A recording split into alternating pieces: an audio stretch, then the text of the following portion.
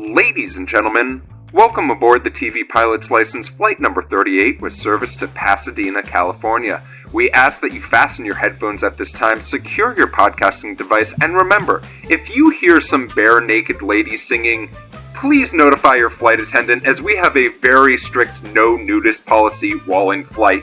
Welcome to the TV Pilot's License. My name is Geoff Kerbis, joined by Rich Inman and Max Singer. How are you boys doing today? We also have a very strict no Canadians policy, so you know what you did, Canada. Oh no. I have no idea why I'm on today's flight. I live 20 minutes from Pasadena. I should have just driven myself. Oh yeah, you took the Taylor Swift private jet flight, huh? the 14-minute refuel. Yeah, I'm in my podcast era. Oh my god. Well, aren't we all? Gentlemen, this week we are doing a show that I feel like we inevitably had to do, and that is The Big Bang Theory. But before we dive into that a little bit too deep, Max, do you mind telling folks what this podcast is all about? So here at TV Pilot's License, we break down and analyze the pilot episodes of some of TV's most famous, or in some cases, infamous shows. We learn about how these shows came to be, determine if they're effective pilots, if making us want to watch more, and if we think they can be made today. Go subscribe, listen to our episodes from wherever you get your podcast. Check us out on any platform of your choosing. Also, go watch us on YouTube and see our smiling faces. If it is your first time flying with us, then welcome aboard. And Rich, what is your game of the week? Or excuse me, what is your question of the week? Great, excellent lead-in, and thank you all for joining us while we watch Cosmos by Carl Sagan.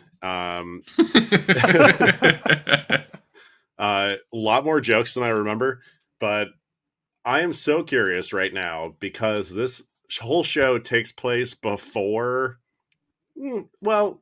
almost leading up to another famous weirdo losing his entire mind and blowing up his credibility, Mr. Elon Musk. And I'm so curious what character from just the pilot so far, what character you think Elon Musk would hire at SpaceX? Just from personality. Wow. All right, I might get in trouble with my answers, but here we go. So I don't think it is Leonard or Sheldon, in all honesty, because I think that Sheldon would provide too much of a threat to Elon. Because let's be honest, the man who is built like some odd shape, I don't know what it is yet, I'm still coming up with the figures for that, would be intimidated by Sheldon Cooper. And then Leonard is just Leonard. So I think it would probably be between Howard and Raj, right? Howard's a suck-up, and Raj is secretly sexist. So I think that they would mesh together really well in some shape or form. That's true. They make two halves of a whole SpaceX employee. Exactly. So I think that they would do great. Max, what about you? Pilot alone, I've got to go with Howard Wolowitz, just because he's got sort of that kind of skeevy Lothario thing going on in the pilot. Seems like a dude who would say "me thinks" a lot and would definitely subscribe to Twitter Blue. Pilot Howard Wolowitz definitely peddled some form of cryptocurrency in the time since the show's gone off the air. Maybe he has a character arc. I don't know. We haven't watched the pilot. But yeah, based on one episode alone, absolutely Howard. Yeah, I have to go with Howard as well, simply because of how uncomfortable he made Penny feel immediately in this episode. Any other reason, like probably competent in the whole like science aspect of it. We don't really get into that in this pilot, but 100% just from like spooky Lothario like feeling that Howard has. I'm going with Howard too. Well, I think we're agreed that Howard welcome to SpaceX. We'll see it SpaceX or Tesla or, probably running Twitter for all we fucking know. But Rich, thank you for that interesting question of the week. It's a thought starter. Let's talk a little bit before we dive into Big Bang Theory. Or the Big Bang Theory. I want to treat this like the Ohio State. Let's do a quick synopsis. A woman who moves into an apartment across the hall from two brilliant but socially awkward physicists shows them how little they know about life outside the laboratory. That has nothing to do with what we just watched. Nope. So, Max, tell me what happened. Today we are talking about the Big Bang Theory pilot, which aired on CBS on September 24th, 2007. And for a little bit of background, we're talking about two writers, Chuck Lorre and Bill Prady. So we're going to start with Lorre first. Lorre drops out of college to pursue a career actually as a songwriter, and he penned the song French Kissin', which became a top 10 hit for Debbie Harry on her second solo album in the 80s. He writes for animated series like Teenage Mutant Ninja Turtles and Heathcliff before pivoting to sitcoms and gets staffed on the hit Roseanne. However, Chuck Lorre does get fired from Roseanne for creative differences, but it leads to a lot of solo work for him in the 90s. His first solo effort, Franny's Turn, is a flop, but he goes on to have some success with shows like Grace Under Fire and Sybil, although maybe Alan Ball, being one of the staff writers of both of those, had a little bit more to do with it. Bill Prady, on the other hand, worked his way up from being a production assistant at Jim Henson Productions to being a writer on animated versions of Fraggle Rock and the Jim Henson Hour. More important to my interests, he's actually the person who penned the script for the Disney theme park show Muppet Vision 3D. Oh, hell yeah. Let's go. Yeah. He was also Emmy nominated for writing the posthumous tribute to Jim Henson. The Muppets celebrate Jim Henson following Henson's passing. So post-Muppets, he shifts into live-action sitcom work, working as a writer and producer on NBC's Caroline of the City. And that takes us to their first partnership, where Prady was a writer and producer on Lorre's show Dharma and Greg over at ABC. Great show. Following the success of Dharma and Greg, Lorre gets a long-term deal with Warner Brothers, where he goes absolutely supernova in the showrunner world, creating the most popular sitcom in America, 2.5 Men. Woo! Following this deal he gets for 2.5 Men, he reteams with Prady to create a new sitcom, which becomes The Big Bang Theory. The pilot that we're watching today and talking about is not the original pilot. Mm-hmm. This show was actually part of CBS's 2006 pilot slate, but did not get picked up. The only remaining characters from that first unaired version are Leonard, Sheldon, and the receptionist in that first scene.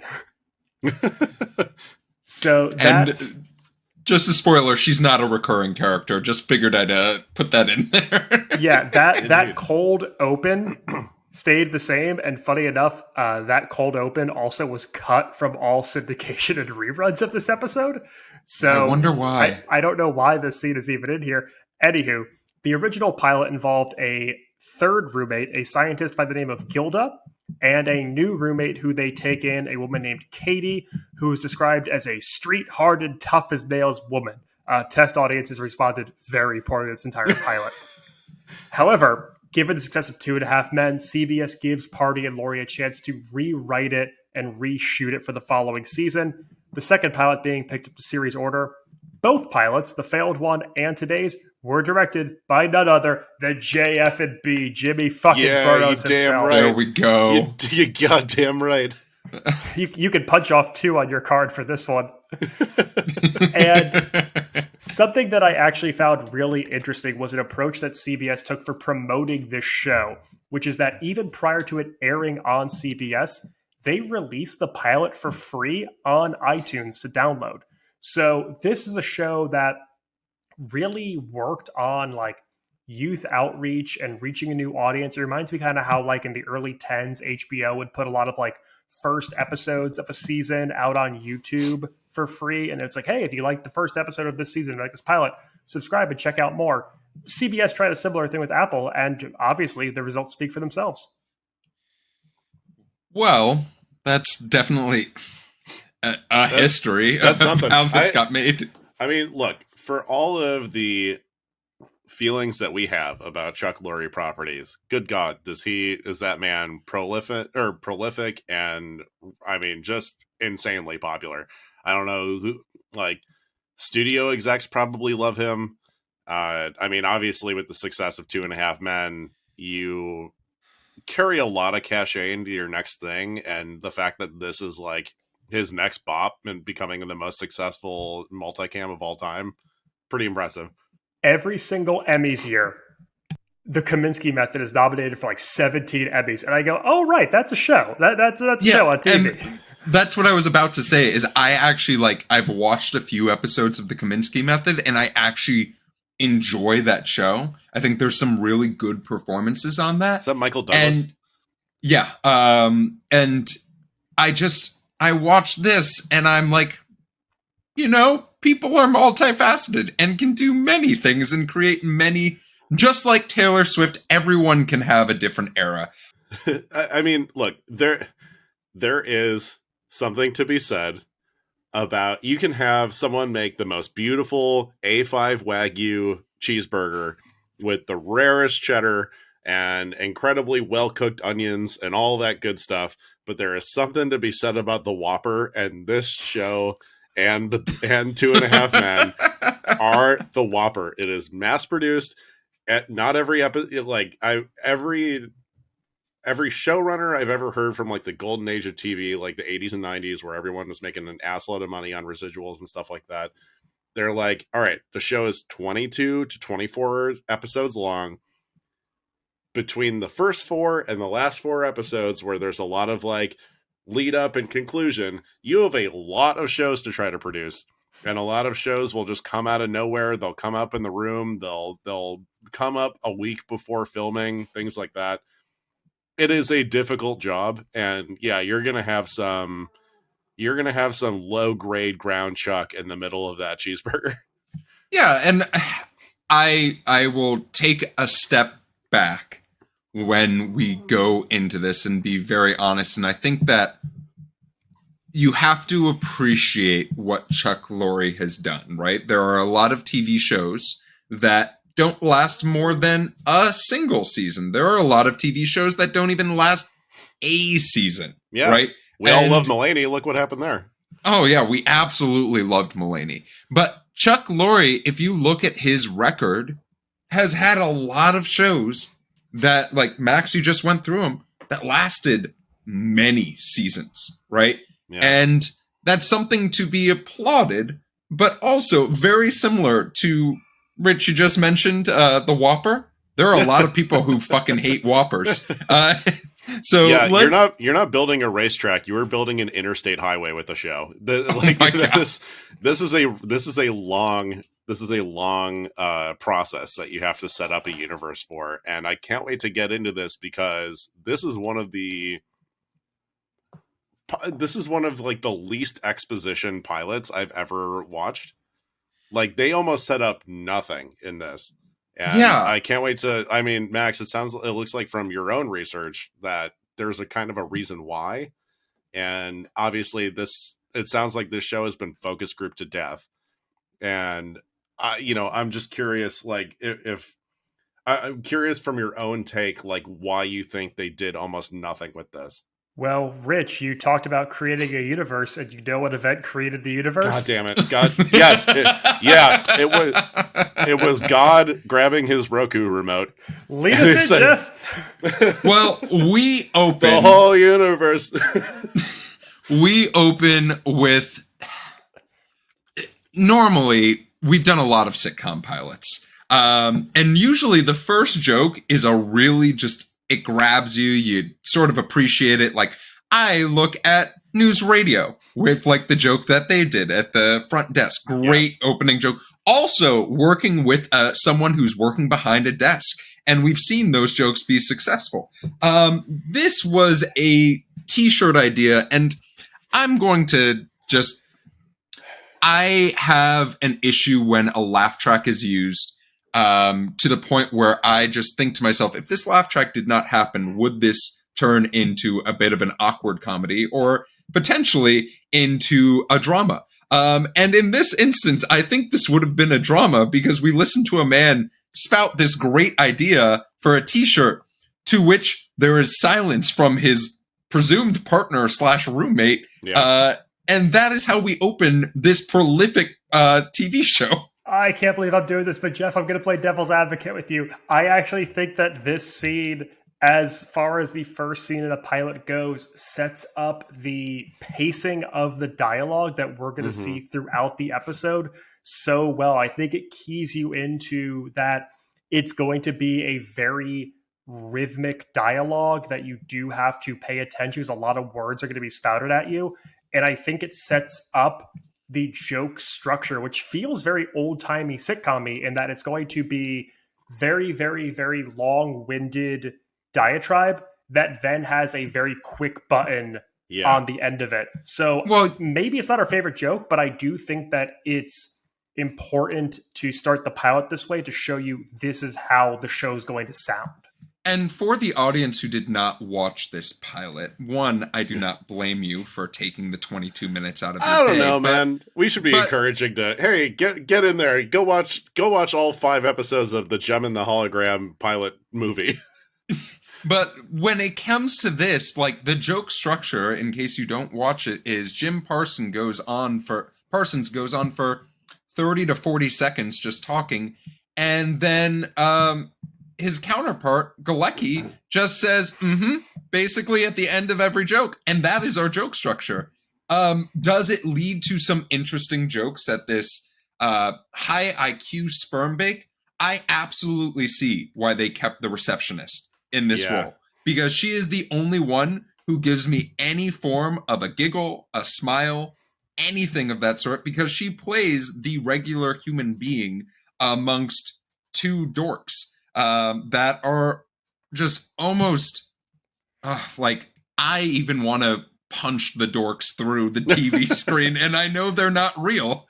And Jeff, Kerbis was never a bully. I can't believe you're making me go to the bat for this, but again, I think that the way that Johnny Galecki responds to Jim Parsons with those simple ahas and nods and affirmations that break up the rant show the relationship. It clues you in. This is a conversation they've had 1,000 times where Jim Parsons is rambling about some quantum physics experiment, and at the end of it, it's just that he thinks it would look really cool on a t-shirt. You know, it's a conversation they've had 10,000 times before. I cannot wait to just force you into the corner defending Big Bang Theory for the entirety of this episode. I'm gonna keep doing it. I'm going to keep doing it. We're going into the 13th round. Max isn't seeing straight. But there was actually one joke that I really liked in this scene. Because I think that whether you are socially awkward or, you know, just an adult that has lived a good life, everyone does not know how to leave a situation they feel uncomfortable in. And I really did enjoy this joke of the, like, I called it the Irish goodbye, right? Of like trying to leave without saying anything. And then once again, we have the star of our scene, the receptionist, being able to say goodbye, the button of this joke. And then we transition into this next scene. I do like that they reveal very quickly that they are at a sperm bank selling sperm because they want to get a nicer internet router for their apartment. I think that's a fun setup. And then I also do. I have to pick a bone though with Jim Parsons. See, I'm not. I play both sides. Both sides. Nope. When he says that I'm gonna make you love he has him. a sister with the same basic DNA mix who is a hostess at Fuddruckers, what do you have against Fuddruckers? You get there's a pickle bar, delightful. you get free like free refills of French fries. Why are you insulting Fuddruckers, Jim? You Parsons? also, it's the only restaurant I've ever seen with a pump for nacho cheese, which is like, what an insane thing to have as just a free condiment for everyone. All right. Yeah, those are the physics that Rich loves. The nacho cheese being pumped. Yeah, also, it's anti-Newtonian. Fuddruckers is the only mass-produced chain that also has an ostrich burger. So, like, the more you know. So, yeah, Fuddruckers is for the elite. Famously, Fuddruckers, sponsor TVPL. I'll hit them up. Okay, so this does, and this is proving Rich's theory of multicam sitcoms. This does also address sex in the first 5 minutes of the show, which happens in Cheers, happens in Love Boat, happens in Night Court. It is like very lightly addressing a adult topic just so people understand, oh, this is for not children. And it's kind of like it is like the, I don't know, it's like the Costco club card of writing a sitcom. Like, that's for the mainstream audience, where it's just like, yeah, we're going to goof around, but we're still adults, right? All adults masturbate. We're going to just acknowledge that up top. And Well, it's very, I don't know, it is proving my theory again and again and again. So let's talk about the next cold open scene where we go up the stairs and we're going to meet our third major character, but not before we have our first wait a minute moment of this pilot in which I forgot about this because I've seen this pilot before where they're just like, oh yeah, it's better than the trans neighbor that we had before, in which like there is genuine disgust amongst both of the gentlemen in this pilot, both of the gentlemen we've met. And I'm just sort of like, yeah, this wasn't a good joke then. This still is not a good joke now. This is never a good joke. Yeah, like transvestite is different from transgender, but I'll make that distinction pretty clear. But yeah, that was definitely. I mean, we could have saved this for the wait a minute moment, but it's too big not to address that they not only reference it one time, but multiple times. Yeah, and like a deeply like I don't know. It's not. I wouldn't say their reaction is like disgust. It's more contempt, I guess, or just like because they do address that person as both of their persona names of like their cross-dressing persona and their I don't know, cisgendered persona, I guess, or cisgender performing persona. Who knows? But yeah, it is a deeply weird thing to throw out there, especially right now with 2023 goggles on. But I don't know. This is like what year did this come out? 2007. Still weird in 2007. I know this is pre-Obama and everything like that. We had some weird shit happening on TV, extremely homophobic, and this is like the media culture landscape had a big shift like pretty much after this, and we were feeling pretty nihilistic from the Bush years. But man, this is like quite a choice. Yeah, Rich, this was 2 BBO, 2 years before Barack Obama. Just for it is a very weird cold open joke on top of everything, too. We haven't even gotten our theme song yet, and this is one of the first things you throw out. This, coupled with one of the first lines they say to Penny, who we'll get to in a second, is that we live together in separate heterosexual bedrooms. It's just a very weird, it's a weird time capsule of 2007 humor here in these first two scenes. I'm positive 2.5 Men is not better than this. Like, I mean, 100% no. It's Charlie Sheen. Absolutely not. But yeah, it's definitely like a combination of. Also, this goes into my how do they cover so little in a pilot? How do they like set up a universe so poorly in this pilot? The cold open is over 6 minutes long. Which is insane. We wait 6 minutes for the theme song, which I truly cannot believe is a ratio that existed on a network TV show. Well, we don't only, in this case, have Leonard and Sheldon. We also meet their new neighbor, Penny. Penny played very famously by Kaley Cuoco. And we get this, as the synopsis said, we have this pretty girl who helps bring these two dorks into reality and living outside of their apartment. And we start sort of seeing this theme of like the joke of threes, right? Where they're just like, hi, hi, hi.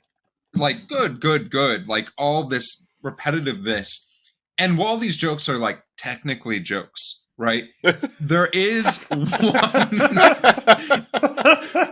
Technically, joke should have been the tagline for the show. There is one. There's like, you could tell that there were jokes that writers were super excited about that started to creep their way through, right? Like, hey, we were going to watch the Battlestar Galactica DVDs for season 5. We already watched this. We didn't watch them with commentary. Great joke. I have 212 friends on MySpace. You don't know any of those people. I want to keep it that way. Also, fantastic fucking joke. But like, these are jokes that would have been really great a little bit earlier to sort of set that tone that I just feel like, Rich, as you said, this was probably 5 minutes into the 6 minute cold open, and we're just now hitting on some like actual good jokes. Like, even, a blind dog's going to find a bone in this instance. We do get my only, like, maybe giggle out loud joke here. Like, okay, so I have garnered a little bit of understanding of the Big Bang Theory universe because of my parents watching this in syndication, so completely out of order and no Mom idea. And Dad. Yeah, hey, reluctant friends of the pod after they hear us tearing down their favorite show. Actually, no, their favorite show is New Girl, and they get stoned. That's a great choice. Much better choice. They get stony baloney and watch all the 5 episodes that come up on Xfinity on demand, despite them having Netflix. Anyways, so we get 2 jokes right off the bat that stay in the show for the entire run. Number 1, the elevator is always out, which is, you can see that with the caution tape over it. Number 2, right after the Big Bang Theory song, I think it's called The Big Bang Theory by Bare Naked Ladies. Yeah. Who knows? You also get Sheldon's seat, which is a massive source of stress and, like, very clearly a sign of his, I don't know. We're not going to diagnose mental illnesses on this podcast. That's for my side podcast. Come join me on that one.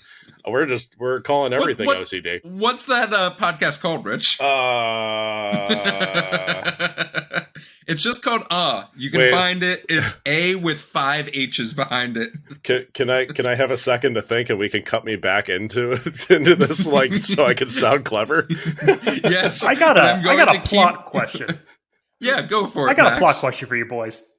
You ever find yourselves flirting with a lady and you invite her over for lunch and you tell her that you picked up Indian food and then you follow it up and let her know that curry is a laxative? All right, so I actually wanted to talk about this because I think there is no greater sign of trust in a relationship than when you talk about bowel movements with your partner. But you have to get into a relationship first before you can talk about bowel movements. It's a really strong, overly, like, heavy-fisted opening move by Leonard, but, like, I appreciate the game. I just think it wasn't the right move with a small girl from what was it, Omaha, Nebraska? Like, that's just a little bit too much. I do know a great GI doc in Pasadena if Leonard needs a recommendation. That's awesome. What a perfect thing to have in your Jewish Rolodex. Well, so we have the Bare Naked Ladies intro, which, I think everyone, even if you've never seen an episode of Big Bang Theory, I think you know the lyrics to that song if you hear it just go off. I do not want to get a copyright strike, so I'm just going to say that... I wonder how long the show would go on for if they didn't have a pretty dope, like, it's a banger of a theme song. I would say good. I would really say, like, band. I like Bare Naked Ladies. Bare Naked Ladies, but Canada, great, you know what you did. Bare Naked Ladies, if you're listening because your name popped up because of our podcast, because I'm putting it in the metadata, guess what? Big fans of you. You can be on the pod, friends of the pod. Come on the podcast. Do you think they made more money in royalties from the Big Bang Theory or 1 week? Ooh, that's a really solid question that I wish I knew the answer for. Wow. I'm genuinely curious what that situation is like. Yeah, it's banned. Sorry. So what do you guys like to do for fun? Well, today we tried masturbating for money. Absolutely a banger of a cold open or of a title sequence. I have that written down. It's a great joke. And it is a good joke. It's a good setup. But, like, what I'm curious about is, Max, if they didn't show that first scene in syndication, what the hell happens with that joke? They cut the button for continuity, which is it's so dumb. It's the best joke in the entire pilot, I think. Yeah. And they cut it to have continuity with, like, shortening it by taking out that first part of the cold open. So I guess the syndicated version just starts with them going up the stairs. It's even funnier, though, if they just say that without the first scene, because then you are left to have left to the device of your own imagination and imagining, like, wait, I want to see Jim Parsons and Johnny Galecki in a sperm bank talking as their characters. Spoiler alert, you don't. But like still, like that feels like a mistake. So let's go. We get this sick ass intro by the Bare Naked Ladies. So let's go to the dick swinging contest of this episode, which is the whiteboards. Which we then. This is really where I think the show tries to do some form of exposition in just showing how smart these two gentlemen are, right? Yeah. We see what Jim Parsons is just Sheldon. So we see what Jim Parsons has written down. And this was actually interesting because I forgot in the pilot, it almost appears that like if you've seen more than just one episode of this show, at many points throughout the show, they almost make Sheldon seem asexual, right? Not interested in sex at certain points and all of that. But in this episode, they sort of show him flirting with Penny, you know, and like trying to show off as well. But then minutes later, just absolutely having no interest in her. Meanwhile, you know, Leonard, for those who do not know, Johnny Galecki and Kaylee Cuoco dated for many, many years. Wait, like in real life? Yes, yeah, because really? of this show. Yeah, 100%. Wow. So like you almost get that idea of like, oh yeah, he's really interested and really, really flirting with her with his less impressive board in this dick measuring contest of sorts. You know, I don't think that Sheldon's showing off the board though to flirt. I think he's just showing off. I think he's just the kind of person like you have the friend who just name drops where I went to college, like right off the bat, right away. I think that's just the Sheldon thing where he's just trying to impress. It's not impress in like a wanting to date or be partners way. I think he's just trying to show off, which is why Leonard then like rebuttaling in is like kind of, I guess the joke's like he's clearly doing it to try and impress Penny. You know what? I just found a Getty image of him. I get it. He's you know, he also does kind of have like a bit of a pickup artist vibe in that photo. So I don't know what's happening. I think he was playing himself on Entourage at this point as well, where he's playing like a real like asshole version of himself. Yes, and wait, it's a great. What? Yeah. Oh, highly recommend. Johnny Galecki's like run on Entourage is fantastic because Ari Gold is his agent. It's magnificent because he was just the kid from Roseanne. But oh my god, what? Yeah, 100%. He What? was also in Christmas Vacation. So, like, the more you know, So Johnny this- Galecki has a storied career. So Johnny Galecki lived in the greater extended Roseanne universe. if we're going off of Chuck Lorre projects for quite a long time. Impressive. So, Rich, we get one of your favorite jokes about where Sheldon sits. And Yeah. this is actually... I'm not going to go with favorite is wildly generous. You went on your monologue about how this was a great joke. It's a runner. It's a runner. Okay, But- this is what bad shows do. They have a little bit of an inside joke to try to keep you in the club. This is where I want to give Jim Parsons credit, though, because I think that Jim Parsons, as we've talked about before, is a actor who is traditionally trained in the theater, right? And is just a very talented actor. And all of the different things he's done, I've never been like, oh, wow, Jim Parsons really sucked in this. It's always, I take it away and I'm like, oh, wow, Jim Parsons is just extremely talented at what he does. I don't think Sheldon works if you do not have the acting prowess of Jim Parsons in this. I don't think this pilot works if you don't have Jim Parsons. Okay. Piggybacking off of that, though, Chuck Lorre in interviews has said that this scene, the spot scene in the pilot, is his favorite part of the entire series. That this scene is his favorite moment in the show's like 15-ish year run. And he says that because it establishes the worldview of Sheldon without any actual jokes in it. And to him, watching it being filmed was the moment where he felt like they had like the tone and the pacing coming together. I don't know if the rant itself is the funniest part, but if I were sitting in a live studio audience, if we think about multicam as almost like performing for a theater audience, Mm-hmm. that Jim Parsons struggling to make his way through the space and trying to figure out where to go, if I'm sitting close to that in person live, I could see it being humorous. And I almost don't know if the joke translates the same to film as it would if you were watching it actually happen. My favorite part of that point is the I could almost consider it humorous. It is the biggest. Oh man, what a like C-SPAN congressional hearing way to say that's funny. Like this is such a massive drop off from that's funny to I could consider that humorous. It's like a New Yorker cartoon. So this scene is really used as a plot device for us to get to know Penny and get to understand the background and the difference between Penny and these two physicists, right? Penny is from Omaha, Nebraska. She is a waitress at the Cheesecake Factory. She has questionable definitions about what vegetarians are and what it means to be a vegetarian.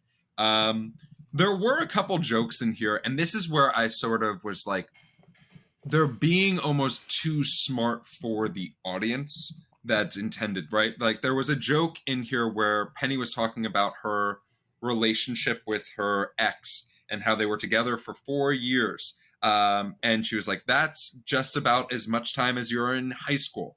To which Leonard says, it took you 4 years to go through high school. I have a small rewrite of that joke that I think would be really, really fucking funny. We can't do rewrites right now. There's a strike. We can't do rewrites right now. Oh, no. Scab. I will just say, if Penny said 5 or 6 years for high school, that would have been a really funny joke for the entire audience and not just me sitting there for 20 seconds being like, oh, it's because they're smart. Oh, great joke. Congrats, Chuck Lorre.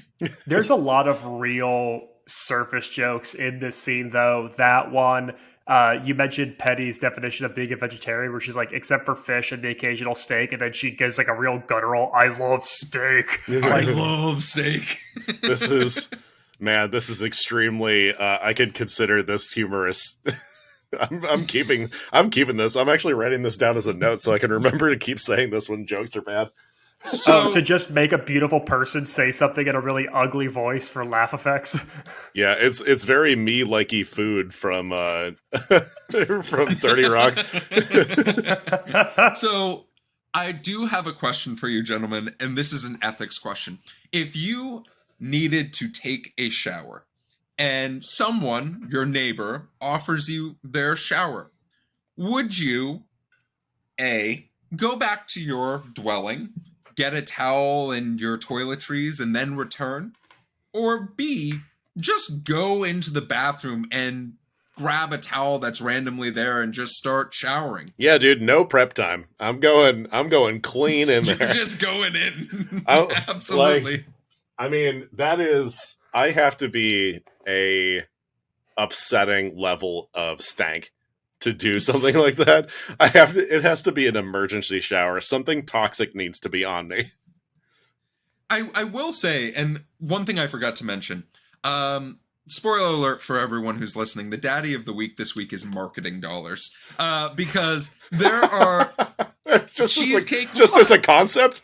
Yeah, Cheesecake Factory getting name recognition. They absolutely paid for the idea of the Cheesecake Factory being dropped there. The other one is we go into the shower and there is Garnier products everywhere in the shower. Everywhere you looked, there was a different Garnier product. So yes, this show also has the daddy of marketing just everywhere, all above it. Everybody knows the hot babes and insufferable nerds use Garnier. And that's how you know it's for real.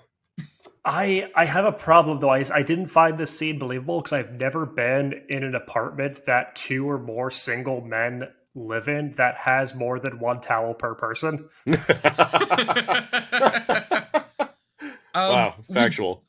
We do meet our 2 other major characters, though, in this scene, and we talked a little bit about them. Howard Wolowitz as well as Raj Koothrappali, who are bumbling idiots in another sense of the word, right? They're also work at California Institute of Technology. Congratulations to them. They're very smart. But we get this, like... I work at Caltech. Yeah, congrats. I'm really proud of you, Max. Thank you. That's a big development. Yeah. But as far as they go, we get like different shades of dork, right? Howard is this really like outgoing dork who really thinks he has game. And Arguably the worst kind of dork. Rich, you mentioned the idea of Johnny Galecki looking like he is like a pickup artist. A pickup artist. And Howard definitely has a few books. Yeah. He definitely has the game in this a dude's bookshelf. read the game. Maybe 2 or 3 times. And then what do we think about Raj not being able to speak to women directly? I will also say Wolowitz basically has like a Pepe Le Pew type strategy for wooing women. Max, what are your thoughts about these 2 characters we just met? So because it sounds like we're just going to dump on Howard the entire episode, I do need to give a shout out to the actor Simon Helberg for having a very strong 2007 year. He paired the pilot of The Big Bang Theory while also playing the character of Dreidel Lahayim in Walk Hard, the Dewey Cox story. Absolutely. Just an iconic 2007 year for Simon Helberg. Let me just say this. This is Jurassic Park and what was the other? This is Jurassic Park and Schindler's List in the same year for Spielberg. I do want to say this about Simon Helberg, because while I think that the character of Howard is gross, I think that Simon Helberg is probably my second favorite performance in this entire pilot. Like there are jokes that are said by Simon Helberg, being the type of comedian he is. He's very much physical actor. He does the really tasteless Stephen Hawking's impression that is just like, yes, it is not appropriate, but there's stuff that he's able to do because he does have impressionist as a background that does allow for his character to be a little bit funnier and add something where I was just like, okay, like I'm enjoying Howard. I hate him, but I can still enjoy his character. Insane behavior.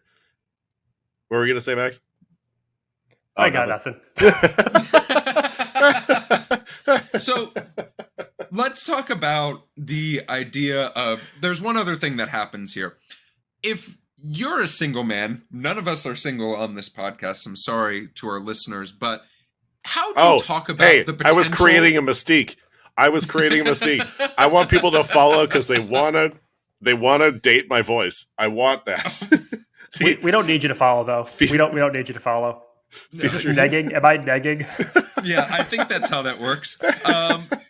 What I was going to ask, and Max, this is probably a really good question for you. How do you talk about single woman as a single man? Because I have no idea, and using the word coitus repeatedly seems like a really odd move as a whole. Oh, God. Yeah, it's like someone who only learned sex ed from anatomy teacher textbooks. In Connecticut. Yeah, it's just like candy. God. Yeah, yeah, that's like describing how like trilobites mate. But I think the choices that they make in dialogue, it's like they're over the top word choices because it just plays into the humor. Because this pilot is so simple. I mean, we've said this a few times, but it's like there's like an A plot and a B plot, and both of them involve the same 2 people. Like it's and the B plot, we're gonna get to it, is one scene, and that's it. It's one of the smallest B plots we've ever. I'm telling you, this is the least that's ever happened in a pilot that we've covered, and we did Night Court. It was like literally nothing has happened this entire time. It is the same joke of these extremely successful nerds can't talk to women. So we get our shower scene, right? Which also just absolutely wild. You met this person less than an hour ago, and you are fully naked in a shower asking them for a favor. I'm 100% sure this scene was thrown in just because Garnier was like, we'll give you this money if you show our products. And the executives at CBS were like, how do we do it? Oh, Kaylee Cuoco in a shower, sold. Yeah, dog. But we get our B plot, which is Penny's boyfriend, who seems like a swell guy, still has her TV. And she has asked for, I don't know why Leonard brought Sheldon. That was not made clear to me at any point because they established that whatsoever. they can't carry a TV by themselves. Get it? They're nerds. They're weak. Also, TVs are big sometimes. I don't know. It was 2007. I don't think we all had flat screens yet. It could very well be a rear projection unit. That's true. So let's just really grace over this idea of the boyfriend scene, right? The boys have trouble getting into the apartment. Big funny is Girl Scouts get into the apartment building. That's really funny.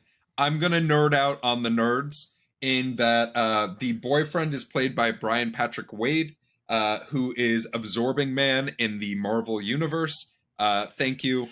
Good night. That really did seem like a character because you get so many random like cameos of people who became something larger in some of these pilots. I was really hoping it would be someone more than Absorbing Man. I'm so sorry. I have no idea what that is.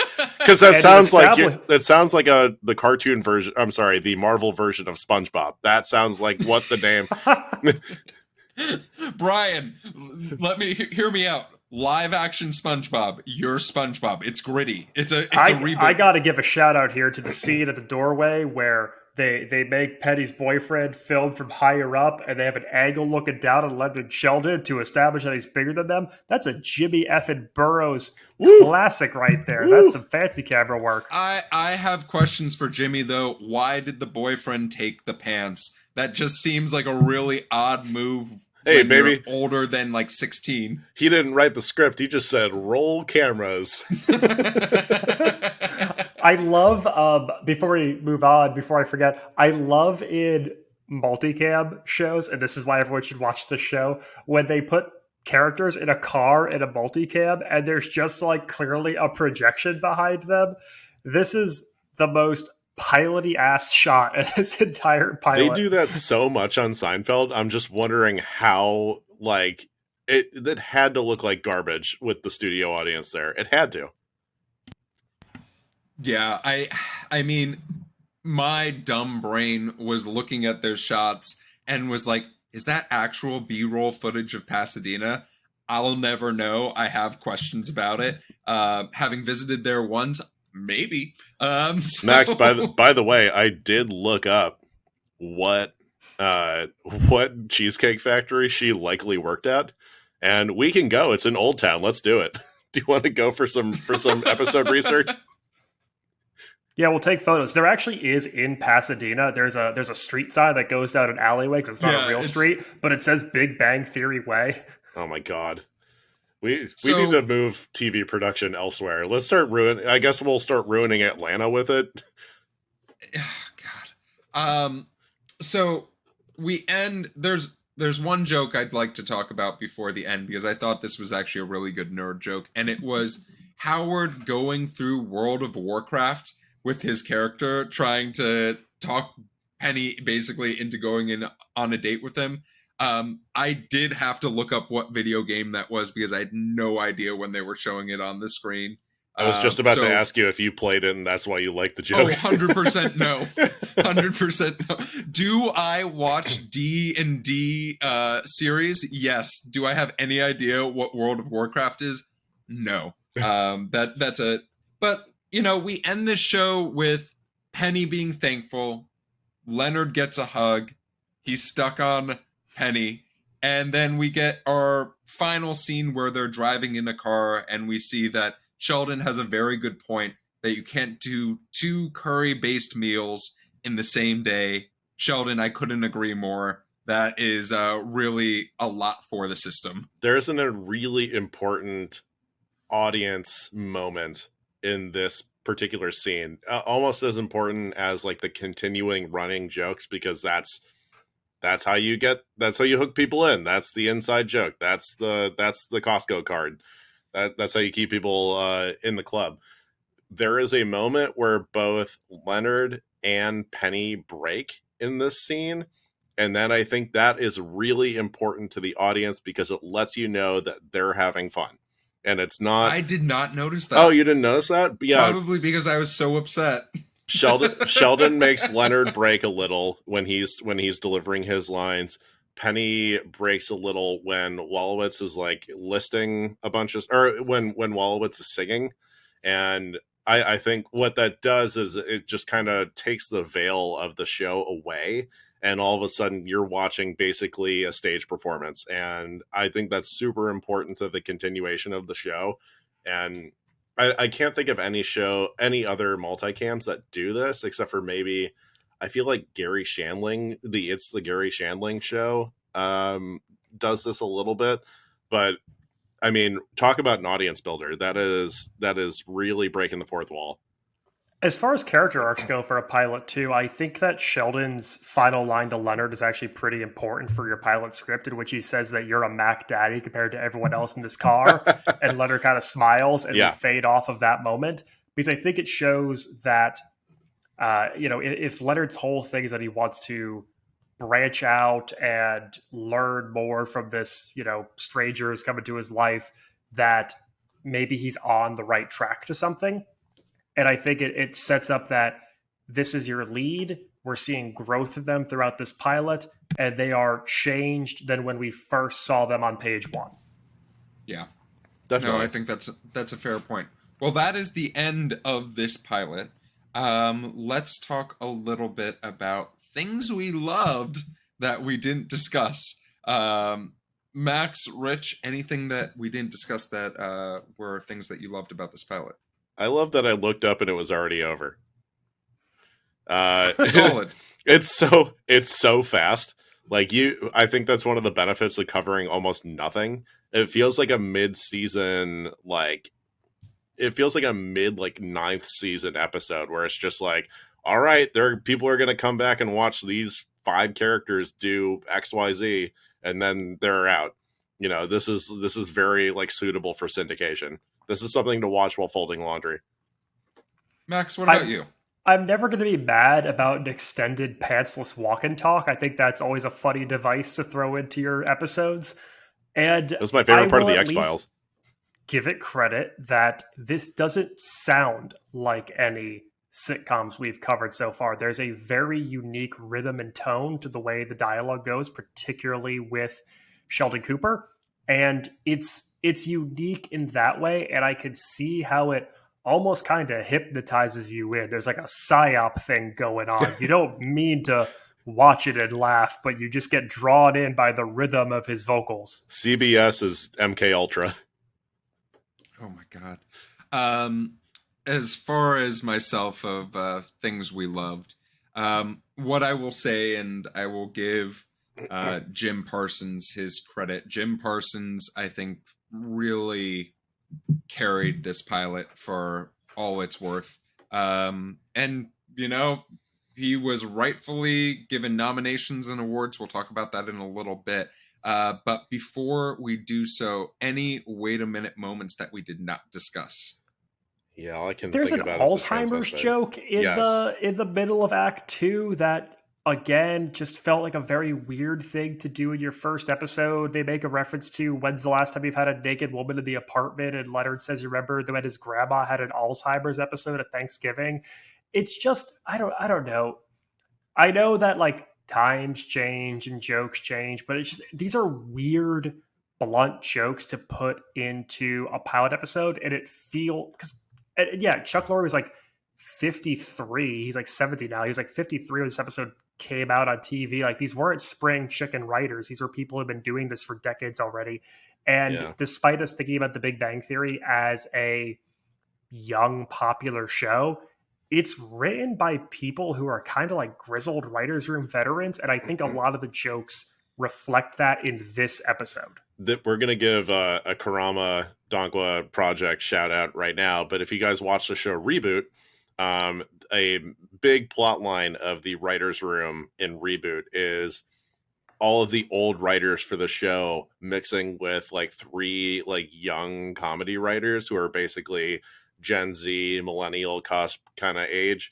And this 100% feels like that. Like I'm positive that they eventually did an infusion of younger writers at some point, which probably helped the show shape up a bit. But yeah, I mean, for a pilot that is so short and so quick moving, having the transvestite comment, the some like homosexuality tendencies in there, the obviously like the dementia moment that you just mentioned, it feels like they're just trying to hit a couple things that's like that kind of snaps you out of the hypnotism that they put you in with some of the language that they're using.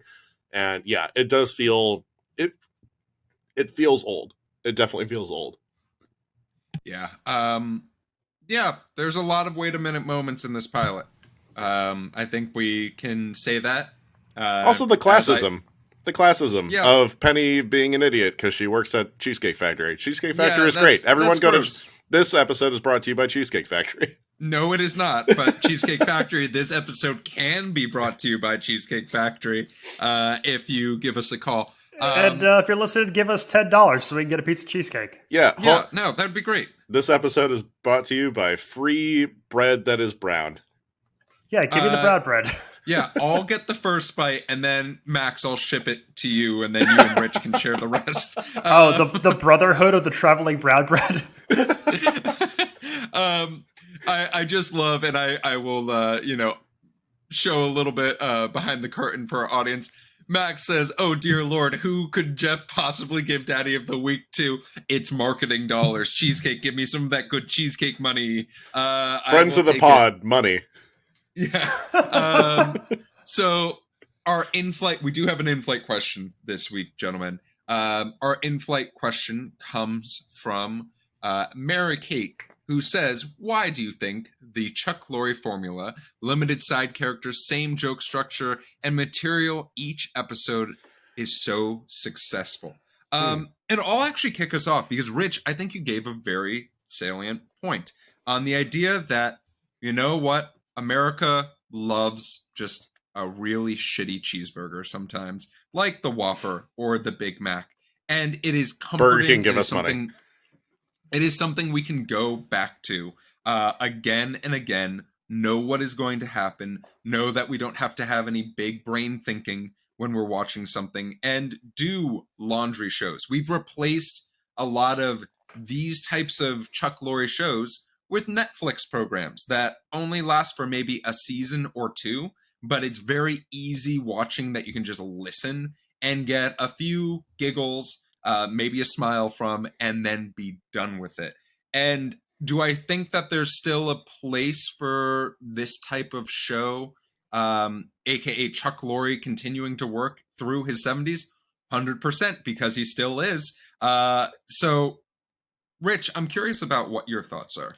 I'm not a fan really of this show as a whole or 2.5 Men. And but also I think that's just it's just how I view CBS sitcoms as like its own entity. Wasn't he a huge fan of Raymond, but it was on. Wasn't a huge fan of King of Queens, but it was on. And it is really like schlub dad, like middle-aged guy or woman humor. And it is really, I talked a lot about like the Costco Club card of this, where you feel important by being a member and understanding like running jokes. And I think what this show gives you an allowance of, and I can't remember, I don't know what this factor would be in 2.5 Men. What the show gives you an allowance of is I'm going to hear something very smart. I'm gonna like this show pulls no punches for like the types of like the level of intelligent like university dialogue that is used in this. In fact, I know that at some point they even hired mathematicians for the show to make sure the equations on the whiteboards were actually correct. Themselves on that, yeah. Cool, love that. But I think as someone who is younger than the target audience for this, I have tended toward things that kind of like surprise me with comedy rather than like hoping I get like one chuckle out of a show. And, you know, it's just not my target demo. And I think, or I'm not part of the target demo, I should say. I just like, I don't feel that this is something. Not being part of the right audience is not I'm sorry, this is so long. Not being part of the right audience is not a bad thing. Like, not all shows are for me. Not all shows are meant to be for me. And this show just isn't. So I you know, people I'm sure love Charlie Sheen for him being insane and loved him having like the Bob Saget effect on 2.5 Men, where he's a wild person in real life. And then you get wholesome version on CBS. Sorry for talking for so long. Max, how would you answer that question succinctly? I think that shows like this are successful because there is a formula to them that's been seen in sitcoms for decades. At its core, The Big Bang Theory is a show about a guy and his best friend, colleague, roommate who live by a straight and narrow. They have a set of rules they follow. They do things the same way. They have a very like regiment routine. And then one day a variable gets thrown into that equation that causes our protagonist to wonder if there's more out there for him, while the best friend character tries to keep him to the path that he knows. And in this case, it's Penny making Leonard wonder if there is romance and life out there for him, while Sheldon wants to keep the comfort of their apartment and the life they lived for so long. That throwing a variable into someone's life is 2.5 Men. It is Frasier. It is Perfect Strangers. It is so many shows throughout sitcom history. And so I think when you watch a Chuck Lorre show, you know what the world is. You understand what we're going forward, the journey that these characters are going to go on, and then there's just a filter put over it, which in this case is the nerd humor and the science jokes. But the actual heart of this pilot is a real timeless sitcom framing. Yeah, I think that's super well put. Extremely well put. And extremely succinct. Well, defending this fucking show for an hour. All right, so thank you for that in-flight question. Let's talk a little bit about legacy of this show. 12 seasons and 279 episodes. Moving on. Season 6 and 7. The show actually topped out at 20 million viewers on average per episode. There were 5 different seasons that it was ranked number 2 in television, and then its 11th season, it was ranked number 1 in television. It was syndicated all over the place, internationally as well. There is a spin-off show known as Young Sheldon that is still on the air. Oh, fuck, I forgot but there's about that. Also and I will find him and I will kill him. Young Sheldon, if you're listening to this, your days are numbered. Actually, technically, canonically, they're not. So there is another spinoff that is currently being worked on as we speak. That was announced very Adolescent recently. Sheldon. There is a ongoing lawsuit against the show currently right now. Okay. Something to do By with Rich. Netflix. Yeah. Let's talk about nominations. There were 223 nominations, 55 wins, including 29 of those wins just being Jim Parsons off of 55 nominations. God damn. This dude had to build an entire section of his house for Emmys. Kaylee Cuoco got 30 noms and 5 awards. Johnny Galecki got 16 noms and 6 awards. And yes, they are a Cradle to Grave winner. Wow. So congratulations to them. Is that our first? That is one of, like, I think a couple. But wow. Congratulations to them. For the new listeners, what is a Cradle to Grave? A Cradle to Grave includes... You have to be a kid, then you have to be a teen, and then you're a people. And then lifetime achievement. Yeah, and then lifetime achievement somewhere. It doesn't along hurt the if way. you're a critic. But what I will say is, yeah, of course there's DVDs for this thing, but you have to take a step back, even not watching this pilot, and independently say, holy shit, this show was a behemoth. Rich, with that being said, what is your game of the week? Excellent work on the legacy. I think we all hate ourselves for this because so many great comedy shows came out during the run of this, and they all had to lose to Big Bang Theory. So how fun is that? Anywho, moving on. All right, so obviously we talked about a lot of nerdy shit today. A lot of quantum mechanics and not talking to women. So let's talk about some fun nerdy shit. Are you guys familiar with the Ignoble Prize? All right. So the Nobel Prize, obviously, is for achievements in science. Yes. Yeah. I'm gonna vocalize what I'm doing for the people listening to this. The Ignoble Nobel Prize is a satiric and scientific merit prize for the unusual or trivial achievements in science that cannot or should not be reproduced, quote unquote. The award ceremony is held at Harvard, and they are actually presented by real Nobel laureates. So just so you know how harsh these Ignoble Prizes go, the 1992 Ignoble Prize for Peace was given to the chief of police in Los Angeles. As you know what happened in 1992 in Los Angeles, the Rodney King riots. It was given to the 1992 LA chief of police for his uniquely compelling method of bringing people together. Quote unquote. Oh my God. Okay. This is our game of the week? Yes, they are harsh, but also can be fun. All right, so I'm gonna do Max Geoff on these. Yeah. I have compiled 4 winners of the Ignoble Prize. There are 10 categories every year, but I want to ask, okay, Max, the first ever Ignoble Prize in nutrition went to what preserved food? This one's open-ended. Okay, the first ever Ignoble Prize for what preserved food? Oh, geez. Can I guess? There's no helping. Wait, what year did these start? 1990. Okay. Oh God.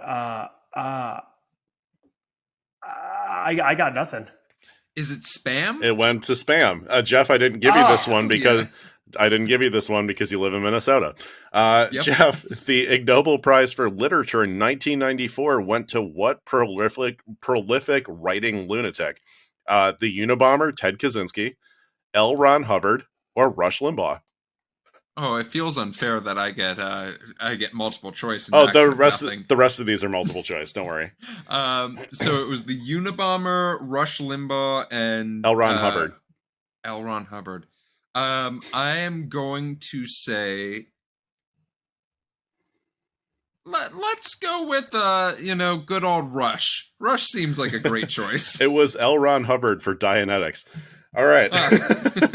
Wait. So these aren't things that happened in that year? They eventually became that way. They eventually became of the time, but because I'm sitting here bewildered, thinking that Spam is only 33 years old. I lost Max on this. It's okay. Just let him. It catches up. Just let him go. Let him cook. All right. let the man cook. All right. Max, sizzle what pork did you say? Just repeat it. Well, I was sitting here bewildered, thinking that Spam was only 30 years old. Yeah. Yeah, I don't remember. I actually don't know when it came out. It's a lot older than that. Don't worry about it. All right, Rich, go for it. All right, this one's for Max. The 1990 Ignoble Prize for Peace went to a duo of inventors that made the Blaster, a foot-pedaled what to prevent carjacking? A. Bubble cannon. B. Air horn. C. Flamethrower. Oh man, I hope it's flamethrower. It's flamethrower. I'm always going to guess flamethrower. This one I think is my favorite of the 3, but of the 4. Jeff, the last question goes to you. The 2003 prize in economics went to the nation of Liechtenstein for A, making every single parking spot metered in the entire country. B, allowing the whole country to be rented for parties and bar mitzvahs, or C, mandating that regional cheese be on the menu for every restaurant? I hope it's regional cheese. I really do. That just sounds great. The entire country of Liechtenstein can be rented for parties and bar mitzvahs, including a deal with Airbnb that allowed the entire country to be rented for only $70,000 a day. The entire country. Man. I know what we're doing with our ad revenue. we need to get a Patreon. This episode is brought to you by the nation of Liechtenstein. Well, Rich, thank you for that game of the week. As we wrap up this podcast that we somehow have been talking about Big Bang Theory for over an hour, honestly impressive. Two simple questions for each of you.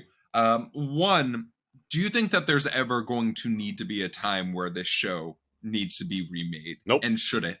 And two, Would you continue watching this show based off of the pilot? Nope. Rich? All right. Max, what about you? I love how Jimmy Burrows made 2 different pilots for the show and then never directed another episode again. Even he was like, get me away from it. Jimmy Burrows is normally a one and done now. They've made 2 pilots and Jimmy Burrows is still alive, so I assume they're just going to keep making more pilots. No, I think that as long as there is money to be made, they will keep milking this franchise because it doesn't seem to be slowing down in terms of its cultural cachet. I also think that just the framing of it is simple enough. Like I explained earlier, I think that these types of shows will continue to go out there. Am I going to keep watching it? No. This is not for me. And if it is for you, I'm very happy for you. But I will find something else to watch. Cut it out. How was bad that CBS? Bad. How was that so condescending yet so nice for Max at the same time? Yeah, that was.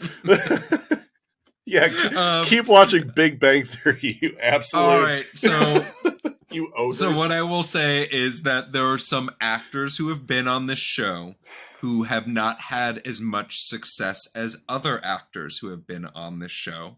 And I could very easily see them being approached by a major network and being asked, hey, would you like to reboot Big Bang Theory? Here's a gigantic amount of money. And if that happens and Jim Burrows is still alive, then yes, I think this will be remade. Do I want it to be remade? No. Am I going to continue watching this? Absolutely fucking not. I am done with this show. This show will be on TBS or something while I'm watching TBS, and maybe I'll keep it on the TV while I'm doing laundry and stepping away from the TV before I watch something I really care about. But if you enjoy this show, keep it up. You have so many episodes to watch. With that being said, as the plane is coming to a land, and where can we find you, gentlemen? Max? You can find me doing a 1-2 lunch punch of Fuddruckers and Cheesecake Factory in Pasadena. You can find me on all things social media at Maxwell Sing, as well as original sketch comedy for myself and Rich over on TikTok at Dadwagon Comedy. You can find me. You can find me rubbing Max's belly after he eats Fuddruckers and then Cheesecake Factory over at Damn That's Rich on Instagram. And you can find me whispering sweet nothings to my wife about the benefits of curries for the colon. Really thought you were going to say sweet nothings to Max after he eats a Fuddruckers. when he does the equivalent of Jewish suicide. But if you're looking for me on social media, you can find me on Instagram and Twitter at RunJeffRun. You can find the TV Pilots License on YouTube, Twitter, Instagram, and TikTok at TV Pilots License. If you have a question about our next episode or for our next episode, email us at tvpilotslicense@gmail.com. Give us a call at 213-290-1713. We are going to be talking about Succession as it comes to an end. And I know y'all are pumped about that. Make sure to watch out for our Instagram for some sneak previews as well as clips of the upcoming episodes. And with the plane landed and the seatbelt sign off, we look forward to flying the bright skies of the TV world with you again soon. And until then, bazinga. Wow, we're finally going to be allowed to swear next week. I'm so excited.